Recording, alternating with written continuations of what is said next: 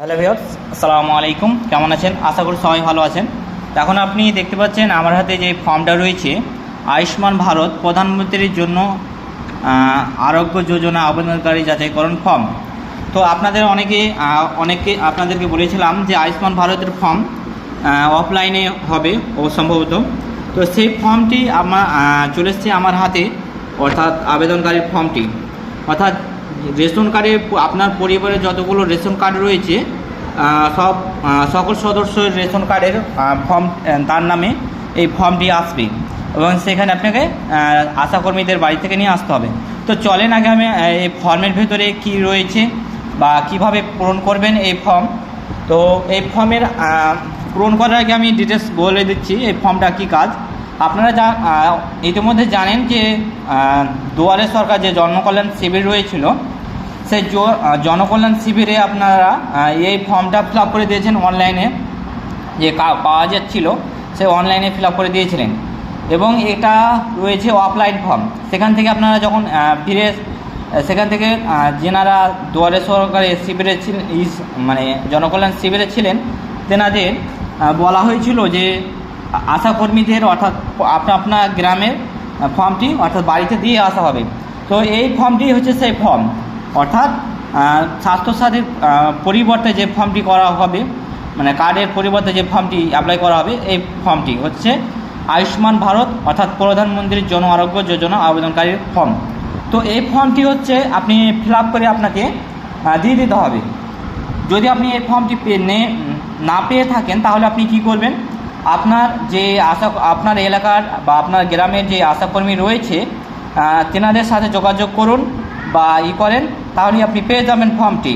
যদি আপনারা কোথা থেকে দেখছেন বা আপনাদের দিকে এই ফর্মটি এখনও এসেছে কি আসেনি, নিশ্চয়ই কমেন্ট করে আমাদেরকে জানাবেন। তো চলেন আমি এই ফর্মটি কীভাবে ফিল আপ করে, যেহেতু আমি ফিল আপ করে দেখাচ্ছি না, জাস্ট এমনি আপনাদের বোঝাবার জন্য এটা বলছি। তো আমি ফর্মে চলে এলাম। এখানে দেখতে পাচ্ছেন এখানে আবেদনকারী তথ্য, অর্থাৎ আধার, যে যার নামে ফর্মটি বেরিয়েছে তার আধার নাম্বার এখানে চলে এসেছে এবং আবেদনকারীর নাম, অর্থাৎ এই ফর্মটি আমার নাম, যেখানে দেখতে পাচ্ছেন আমার নাম লেখা রয়েছে এবং এখানে তার রেশন কার্ড নাম্বার এখানে লেখা রয়েছে। এবার রেশন কার্ডের বিভাগ, অর্থাৎ আপনার রেশন কার্ড, যে পরিবারের রেশন কার্ড আপনি মাল তুলছেন বা খাদ্য তুলছেন, সেই পরিবারের রেশন কার্ডের আপনার কি রয়েছে। তো এখানে আমার যেহেতু SP+H এটা ফিল আপ করাই রয়েছে, সেহেতু ফিল আপ করার প্রয়োজন হবে না। এখানে আমার আধার নাম্বার, এখানে আধারের সঙ্গে যুক্ত মোবাইল নাম্বার এখানে মানে ইনপুট হয়ে যাবে। এরপর এখানে দেখতে পাচ্ছেন লিঙ্গ, এটাও যেহেতু ফিল আপ করা রয়েছে, ফিল আপ করার প্রয়োজন নেই। এবং এখানে দেখতে পাচ্ছেন জন্ম তারিখ, এই জন্ম তারিখে আপনার জন্ম তারিখটা দেওয়া থাকবে, এখানে ইনপুট করে দেবেন, না ইনপুট করার প্রয়োজন নেই, এটা জন্ম যেহেতু দেওয়া রয়েছে। এবার এখানে মালদা, কালিয়াচক 3, কুম্ভীরা। এবার চলে আসি পরিবারের সদস্য হেডের নাম, এখানে আপনার হেডের নাম থাকবে, যেহেতু ফিল আপ করাই রয়েছে, মানে বেশ কিছু ফিল আপ করতে হচ্ছে না, মানে যেগুলো রয়েছে সেগুলো ফিল আপ করতে হবে। তো এবার এখানে আসছে যে আপনার মোট পরিবারের সদস্য সংখ্যা, অর্থাৎ আপনি যে পরিবারে রয়েছেন সেই পরিবারে কতগুলো লোক রয়েছে বা সব মানুষ রয়েছে তার সদস্য এখানে লিখে দিতে হবে। যদি আপনি 5 জন থাকে এখানে 5 লিখে দেবেন। যদি প্যান কার্ড থাকে আপনার পরিবারে যতগুলো, অর্থাৎ আপনার পরিবারে আপনার যে ফর্মটি রয়েছে আপনার নামে কি প্যান কার্ড রয়েছে, যদি প্যান কার্ড রয়ে থাকে তাহলে এখানে আপনি প্যান নাম্বারটা দিয়ে দেবেন। প্যান নাম্বারটা দেওয়া হয়ে গেলে এখানে চলে আসবেন নিচে, এখানে বলছে নির্বাচন তথ্য 18 বছরের ওপরে হলে এখানে এপিক নম্বর, আর আপনি যদি 18 বছরের ওপরে হয়ে থাকেন তাহলে আপনার ভোটার কার্ড হয়েছে, সেহেতু আপনার ভোটার কার্ডের তথ্য এখানে ইনপুট করে দিতে হবে। এপিক নাম্বার, অর্থাৎ এপিক নাম্বার কোনটাকে বলছে, আপনার ভোটার আইডি কার্ড নাম্বার অর্থাৎ ভোটার নাম্বারটাকে। এসএসসি নাম্বার, এসএসসি বলতে এখানে এসএসসি বলতে হচ্ছে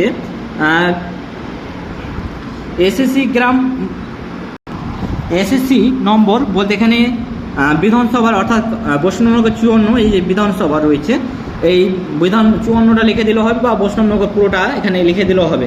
যেহেতু আমাদের বৈষ্ণবনগর 54 রয়েছে বিধানসভা, আপনাদের যেটা হবে সেটা এখানে ফিল আপ করে দেবেন।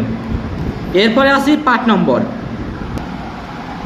তো পার্ট নাম্বারে দেখতে পাচ্ছেন আপনার পার্ট নাম্বারটা খুঁজে বের করে করে নেবেন। যদি আপনার পার্ট নাম্বারটা খুঁজে বের করতে অসুবিধা হয় তাহলে ECI যে অ্যাপ রয়েছে এই অ্যাপ দিয়ে আপনার ভোটার নাম্বারটা সার্চ করলে আপনি পার্ট নাম্বারটা সেখানে দেখে নিতে পারবেন। আর এখানে দেখতে পাচ্ছেন কর্মিক নম্বর, অর্থাৎ আপনার কত নম্বর সিরিয়ালে রয়েছে সে ভোটার ইডি, সেখানে কর্মী নাম্বারটা এখানে ইনপুট করে দেবেন। এবার আসি আমার মূলে, এবার আসছে স্বাস্থ্যসাথী বিবরণ।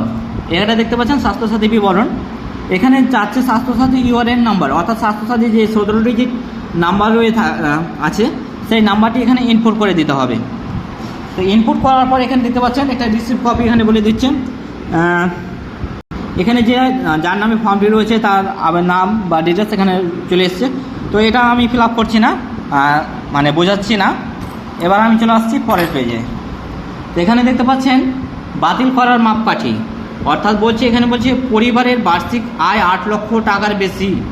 যদি আপনার পরিবারের বার্ষিক আয় অর্থাৎ বছরে যদি আপনি 8 লক্ষ টাকার বেশি আয় করে থাকেন, এখানে দেখতে পাচ্ছেন একটা হ্যাঁ একটা না। যদি করে থাকেন 8 লক্ষ টাকার বেশি তাহলে হ্যাঁ করবেন, আর যদি না করে থাকেন না। এবার দ্বিতীয় অপশান বলছে পরিবারের কোনো সদস্য আয়কর প্রদান করেন, যদি করে থাকেন হ্যাঁ অথবা না। SIR WR বা WBR 26 নির্বাচনের জন্য SST STO তালিকার নাম পাওয়া গেছে, যদি হয়ে থাকে তাহলে হ্যাঁ, না না করবেন। যদি আপনার কাছে হ্যাঁ হলে হ্যাঁ, আর না করলে না হলে না করবেন।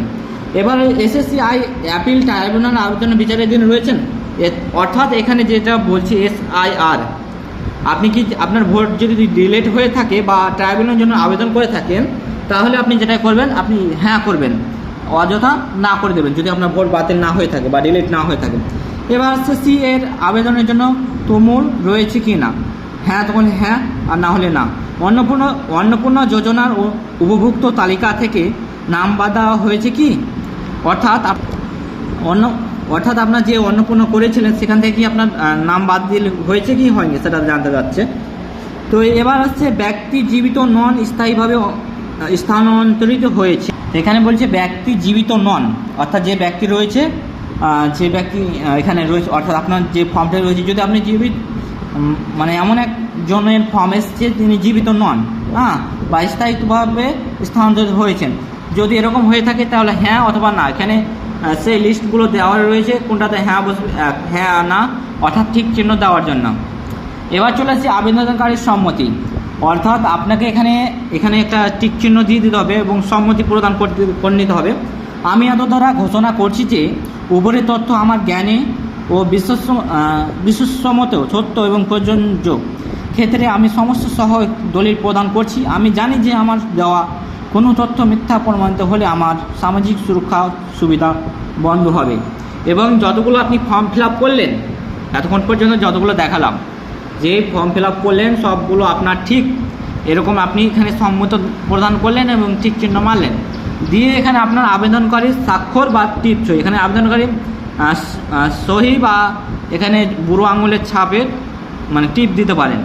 এবার ফ্রন্টলাইন কর্মী, যদি আপনার কোনো কর্মী বা কোনো ইত্যাদি যুক্ত হয়ে থাকেন তাহলে এটা আপনার জন্য, তাছাড়া নয়।